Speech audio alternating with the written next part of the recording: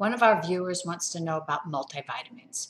Her question is, most retailers dedicate a large portion of real estate in one aisle to vitamins. Is there such thing as the best multivitamin? How do you know what else you should be taking?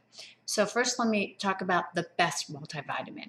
The best multivitamin it can be generic because once your body digests and absorbs the nutrients, they're all virtually the same. So you don't need to spend extra money for brand name vitamins. Do look, however, for the USP, the United States Pharmacopoeia seal, because that's a seal that indicates that the product has been tested, that it uses proper techniques to make sure that the ingredients in there are the active ingredients and that it's safe. So look for USP, buy a multivitamin mineral for your age and for your sex.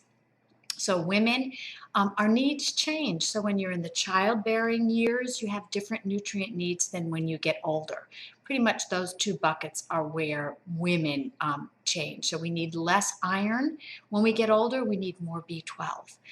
You need a little bit more of some of those nutrients if you're pregnant. So most gals who are even thinking about getting pregnant, their physicians have them on prenatal vitamins. So vitamins, there's a role for them. They're not miracle workers. They fill in, they supplement, which is where the term comes from. They supplement your diet where you have nutrient gaps. So I think of multivitamins as nutritional insurance because it's hard to have a diet that meets all of your nutritional needs every day. So unless your diet's perfect, I think it's a good idea to take a once daily multivitamin.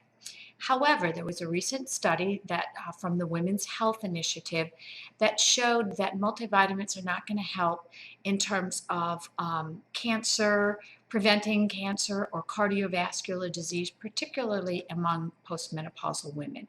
So they're not miracle cures. They're meant to supplement your diet.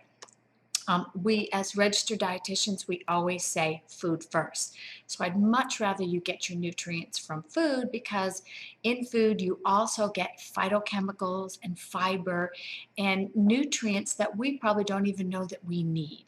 And then there's the synergy of the working together of all those nutrients when you get them in food. Just can't be replaced by a pill. But when you don't get enough vitamin C, taking a supplement will help fill that in and you're good to go. Now, the second part of the question is, how do you know what else you should be taking?